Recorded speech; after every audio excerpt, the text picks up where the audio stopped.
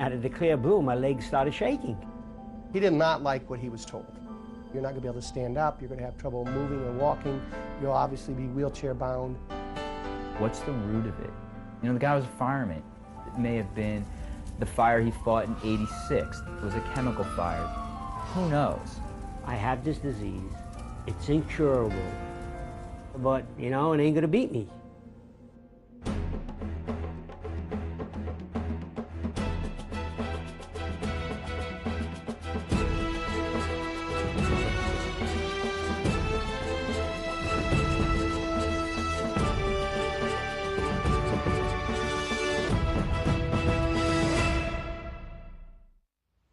Welcome to The Incurables. I'm Don Wildman.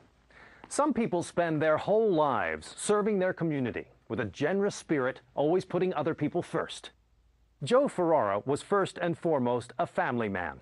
Kind-hearted, physically robust, and always ready to come to the aid of a stranger, Joe found the perfect job, serving 26 years as a firefighter in Yonkers, New York. But when Joe started to stumble and had a hard time climbing stairs, his family knew something was terribly wrong. Told he had a rare and incurable muscular disease that could cause him to waste away, he suddenly needed the support of his family and friends, and the collective expertise of a battery of healers. With nothing to lose, Joe Ferrara hit his illness on all sides and stopped a crippling disease in its tracks. When you hear somebody you love has something incurable, your first reaction is one of, oh my God. Right away you're thinking ahead and oh, what if you can't walk anymore? And then I picture my father like in a wheelchair and he can't do this and he can't do that, and that I think was more upsetting than anything else. A doctor can't say, with this disease, 5 months, 6 months, 7 months. They don't know. They don't even know where it comes from, what causes it. It's frightening. It's very frightening. It's scary. Based on the medications that are currently used and based on the protocols that doctors currently have, they really didn't have much hope for Joe. I came to face the reality. I have it, okay. It's not curable, okay. What can we do? Joe Ferrara was born and raised in Yonkers, New York. With 3 sisters, he says, he learned not to be spoiled. At 15, Joe was in school and working 2 jobs to help support his family. But he still found time to star on his high school baseball team. After a stint in the Air Force, Joe married Elaine Doppolito, and the couple started a family of their own. When his son was a year old, Joe joined the Yonkers Fire Department. The tight-knit bonds he formed over those next 26 years still endure. You know, camaraderie's there. It's a family. It's not a 9-to-5 job where you want to get away from it. Great years, great job, great bunch of guys. We had seen him on the news a few times fighting fires. He also was on the front page of a newspaper, out cold, oxygen mask on. You talk about a pillar of strength. He was that pillar of strength for us. He is caring and giving. He loves his family a lot. Hardworking all his life. You know, he didn't have a lot from the stories I hear growing up, so he always wanted to do what he didn't have for everybody. So just, you know, good guy. Joe is a real winner. I mean, there's something about him that the minute you meet him, you're pulling for him. When Joe started showing signs of weakness, his family was troubled. My legs felt kind of funny, and I noticed going up the steps that my legs would quiver. And I grabbed the hand railing and I stopped pulling myself up. Struggling to get upstairs and unsteady on his feet, Joe knew something was wrong. So he finally went to the doctor, and they did blood work. Joe's doctor ran a CPK test, which looks for the buildup of an enzyme known as creatine kinase. And it came back that the counts were high. That was an indication that something's going on with the legs. A biopsy confirmed Joe had inclusion body myositis, a rare and incurable muscular disease. It is a disease that affects all the muscles in your body. It affects, I mean, we're talking about lungs, heart, throat, you know, everything. Eventually, it could affect your walking. You could be in a wheelchair. It could affect your throat muscles. So that was, you know, it was very hard. We both cried like babies. When I was diagnosed with this, it hit me a ton of bricks. Learning he had a disease that might immobilize him came as a terrible shock. One night I was upstairs and he was down here and I heard him crying. It was very upsetting to me to hear it because I guess he's picturing all these things and he would talk about wheelchairs and this and that was the lowest I've seen. I think the scary thing for all of us, and particularly him, is, okay, what's the next thing that's going to happen? You know, I go from a cane to a walker to a wheelchair. With no known cure for IBM, Joe's future looked bleak. Worst case scenario is you become a vegetable. Basically, they said you've got, 3 to 6 months, maybe 9 months, and the last of it's going to be, really tough, really terrible. You're not going to be able to stand up. You're going to have trouble moving or walking. You'll obviously be wheelchair bound. What scared me was always in the back of my mind is I don't want to be a vegetable. I don't want to lay in bed with tubes in me, Hey, pull the plug. Joe Ferrara was diagnosed with an incurable disease. With no standard treatments for inclusion body myositis, Joe's doctors tried a combination of prednisone and an intravenous immunoglobulin drip. Joe spent 4 days in the hospital. I wasn't scared in the hospital. The only thing I was scared of was my mind would think somewheres down the road I'm going to wind up where I'm going to lose all functions of my muscles. That's what scares me. All he kept saying was, am I going to be in a wheelchair? And she said, Joe, I can't answer that. Well, that was like taking a knife and sticking it in him. While his IV treatments offered some relief, they were only a short-term solution. Joe and his family desperately began to search for other options. When he first was diagnosed, I went right on the computer and I'm researching, and it's scary to read. Sometimes the more you read, the worse it is. Right away, you're picturing things like, oh, in the future is my dad not going to be able to walk? Is he going to be in a wheelchair? My family, Italians from New York, are very thick-headed and stubborn, and they're very live and die by what their doctor says. Give me a pill, get rid of the pain, and that was me. I think for the first time when he got this diagnosis, it opened him up to, well, what are the other possibilities? Joe was introduced to Bear Walker, a holistic practitioner who comes from a long line of Native American healers. My grandfather is full-blood Native. My grandfather's Anishinaabe. I grew up on the reservation. Actually, I go back many generations of the Bear Clan, and the Bear Clan are medicine people. We've done medicine in some form for as long as my family can possibly remember. Bear Walker's approach to alternative healing ranges from the use of traditional herbs to the most advanced computer-based diagnostic tools. He has this little machine, and he sticks a probe in your hand. With the other probe, he touches certain parts of your body. And it registers how your liver is, your kidneys, your spleen, everything that's internal in your body. Using an advanced diagnostic computer, Bear was able to test Joe's bodily systems to identify deficiencies and to monitor the effectiveness of therapies. This computer evaluates through GSR indicators 30 different points in your body, which tells us how that system of the body works. And so this computer will tell me exactly where he's at when I first saw him. I can get metal and chemical levels on it. I can get functions of the different systems of the body. And then we can see by using certain therapies, is he improving or not improving? Bear looked to treat Joe's condition at the cellular level. IBM means that the mitochondria inside the cell, the little energy producing part of the cell that produces ATP, is not doing its job correctly. And the marker on that is creatine kinase. Creatine kinase tells us that the body is not clearing out the metabolic waste product of exercise. With his cells unable to break down the metabolic waste product, ATP, Joe's creatine kinase levels were alarmingly high. At that time, my level was up to over 1,000, which normal is 200. Bear had treated other patients with IBM and believed he could help Joe, while Joe's physicians told him to prepare for the worst. The doctors are going to tell you that your muscles are not going to be able to heal or grow anymore. A part of any type of exercise is you tear a muscle down, and then your body says, let's build this muscle back stronger. So in simple terms, he would tear muscle down, but he had no way of building muscle back.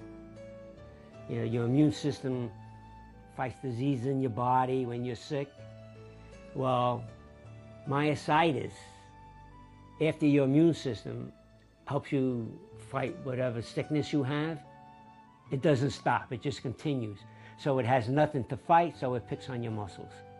When I saw him, I do an intake, I learn as much as I can, I'm listening for things that could have caused this. Again, I was thinking maybe chemical exposure, maybe metal exposure. He'd been a fireman, he'd probably been in a lot of buildings, maybe asbestos, all these things, so I can try to find something that we can start to work on to get his cells to function more properly. Suspecting Joe had heavy toxic exposure as a firefighter, Bear had him use special pads designed to draw toxins out of his body. Every night when I went to bed, I had to put a patch underneath my foot because supposedly that draws all the toxins out through your feet and your body. And every morning I would get up and I'd take this patch off and it'd be black as coal. And he says, that's good because those are all toxins coming out of your body. He wants to clean the inside. Our basic premise is that yes, he had this IBM, but the IBM was coming because his body was toxic. His body was full of these chemicals. And that gives us hope, because if you find out what's causing it, and you find a way to reduce the chemical load in his body, maybe we can reverse the IBM. And that was our whole vision, that was our whole goal. Joe was given a regimen of herbs, homeopathic medicines, and nutritional supplements to detoxify and bolster his body. After approximately 4 to 6 months of doing some homeopathics, cleansing, getting him drinking his water, he's doing more exercise, we had reached a certain level, a certain plateau with Joe, but we hadn't been able to break through to the next level. To achieve the elusive breakthrough with Joe, Bear suggested a daring and highly unconventional new form of treatment. We did a treatment with stem cells that were duck cells.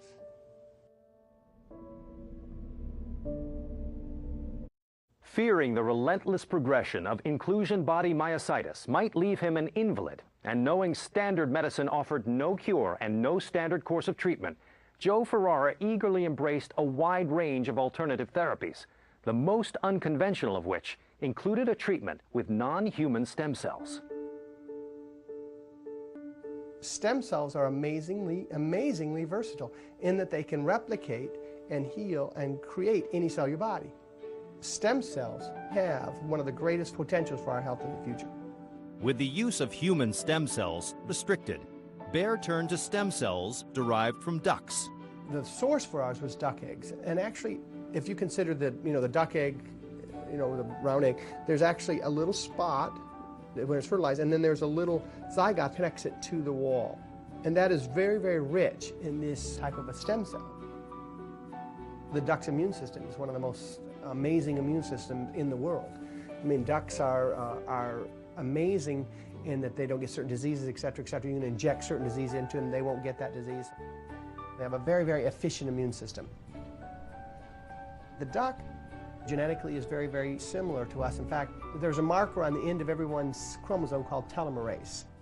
And their telomerase is almost a perfect marker for our telomerase. The treatment with duck stem cells had a dramatic and measurable effect on Joe's cellular function. We saw his creatine kinase drop from 1,026 to 237.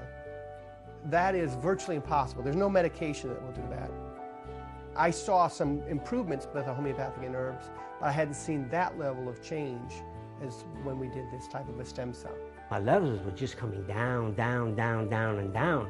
I mean, we had it to a point that they were down to 125, which is fantastic. He said he felt good doing it. I guess his numbers were great when he did it. So my answer is, do it. Joe's doctors had expected he'd need ongoing IV treatments with immunoglobulin every 3 months. After the stem cell treatment, I didn't go for another IV treatment until a year later.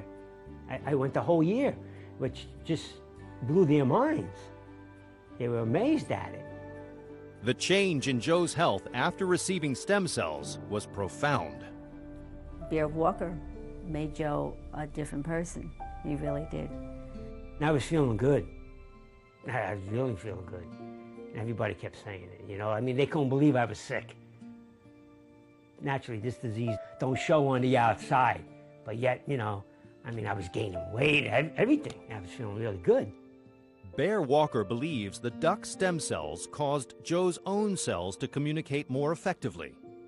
Cell-to-cell communication is one of the key things for the body to be able to get rid of this metabolic waste product, creatine kinase.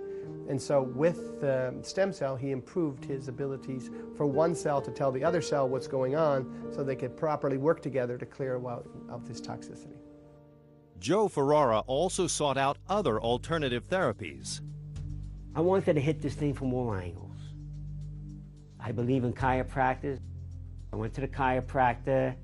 He made sure my lower back was straightened out. It was straight, the stress was off of it.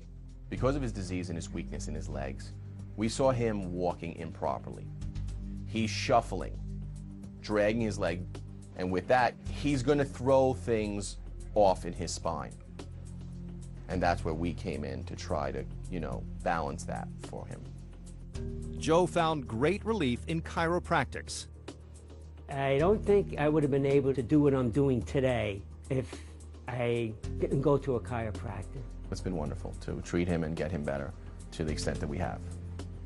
Joe also has regular acupuncture treatments. When Joe first came to us, he could hardly walk. Since then, his muscles are indeed getting stronger.